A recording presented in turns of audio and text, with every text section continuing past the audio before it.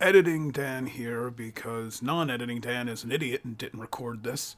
This is a content warning. The story of Volander is not one for the faint of heart, and it involves several acts of deviance that I do not condone, including rape. You've been warned. For 7 years, life has been good. You and your brothers are living peacefully on the shores of a lake, hunting, skiing, practicing your archery, and becoming masters of your craft. Your wives, the celestial shield maidens, Valkyries. Yet, in the midst of the cold winter months of the 8th year, all three of them get jumpy and uneasy, and by the 9th they take their swan-feathered wings to the air and leave. They enjoyed the peace and love you and your brothers gave them, but their destiny was for the battlefield. You let them take to the air and go, and hope that one day your wife comes back. Your brothers, on the other hand, can't accept their wives up and leaving, and brace their sleds and skis and head out after them. You are alone, but not sad, hopeful. So you get to work at the bellows. Your excellence with smithing is second to none, and the jewelry you make expecting your wives' return, immaculate. 700 rings, in fact. One for every day she was nervous and desiring to flee. Well, while you imagine, this was the case for Volund, a smith and hunter renowned for his feats in both, married to the Valkyrie Arvar, and living rather peacefully in the snowing mountains of Ulfdalir, on the shores of a lake. As said, his wife and those of his brothers flew off in search of battlefields, and the brothers in search of them. But he stayed behind. No, why talk about him? Volander is the only character who speaks in the entire Poetic Edda to actually be called an elf or an elfir. Now, does that mean he had pointy ears? Well, that's complicated. The term elf isn't quite as simple as the description the word conjures today. Be it Tolkien's regal immortals or Ernie Keebler and the rest of the elves in the Hollow Tree, elves weren't humans, but they weren't exactly divine either. I'll link an excellent video from Religion for Breakfast in the description below that explains the complexity in a way better than I ever could.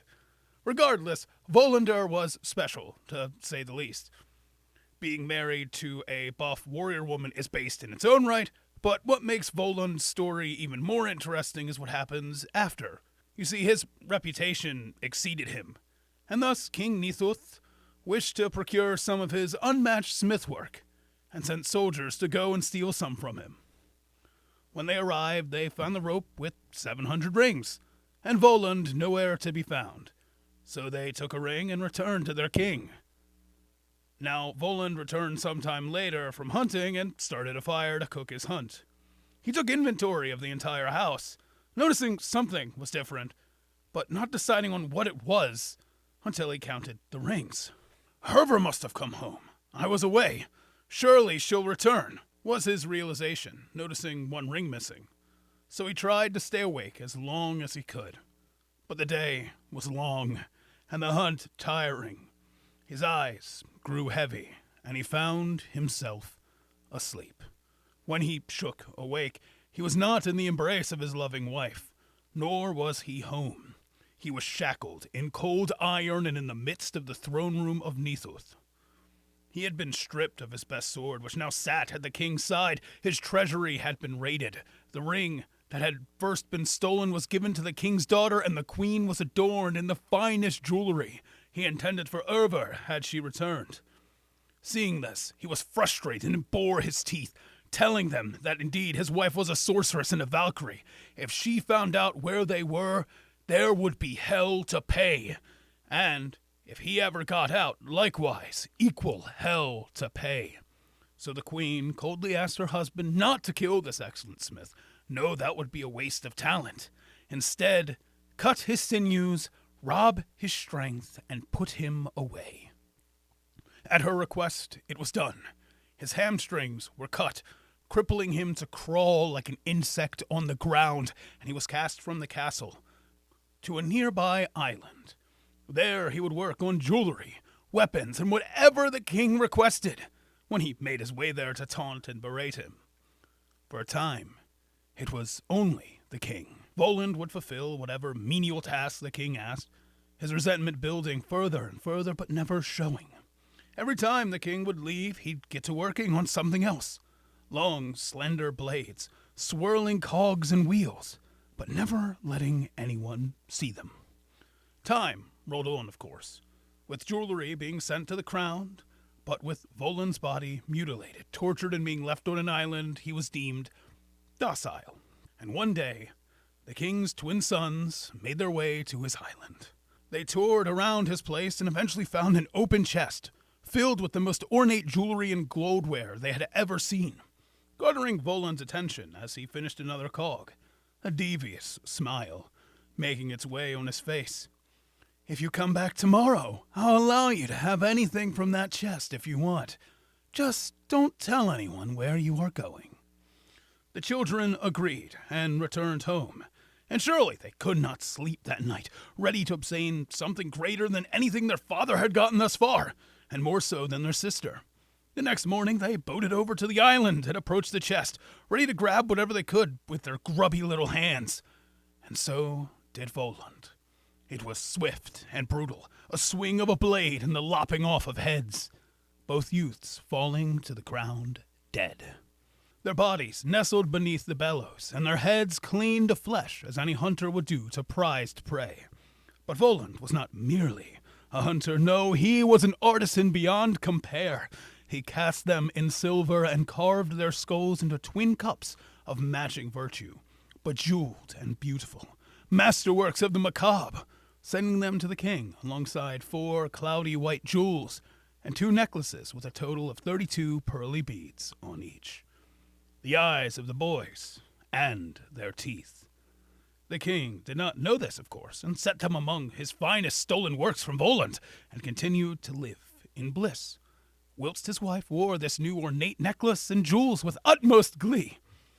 Almost, Volund surely thought, watching those jewels get taken to the castle, before casting something else of the gold and other metals, leading to whatever he had been working on before. The long, thin blades were set among a rising post and wrenched into place. It was not much longer till the king's daughter, Princess Bothveld, came to the island. On her ring finger, the beautiful ring he had made for Erver. It needed to be refitted and remade. It was tarnished and broken, and Bothveld was too nervous to let her father and mother know, so she came directly to him. He put forth a bittersweet smile. The ring was for his wife, Erver. It was beautiful, and these people had dared to tarnish it. Yet he was polite enough to tell Bothveld that he would make it even better than before. In honor of that, he offered her a drink, and then another, and then another, and then another, and then another. She could barely think, barely see straight, and certainly barely talk. She could not resist any advance, and thus he advanced upon her. Revenge turns a humble man into a monster. He laid with her, and beyond. Then, as she sat reclined, violated, twisted, the broken man, now morally, physically and emotionally so, moved into his final step. He crawls to that which he had made, a device that could leap into the air and fly there like a bird, and he took off from the island. He made it back to the shore, back to the castle grounds, back to the king. It was here that he revealed everything to the king. He had killed the king's sons and given them back as jewelry and drinking cups. He had stolen the princess's virtue, and the next male heir to the throne, lest the aging king somehow make another, would be Volund's own bastard son. And with his elevation, nothing the king could try could hit him. The only archer that could dare strike him from this height was himself, and certainly none of the king's vitriol could reach him. And Volund cackled into the dark Swedish night. Killing a man is too easy, artless.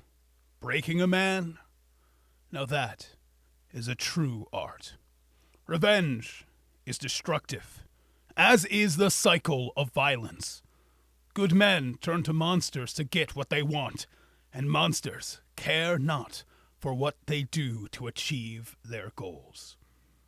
Thanks for watching. And more than any other video I've made, it's important to remember to be good people. Much love, folks.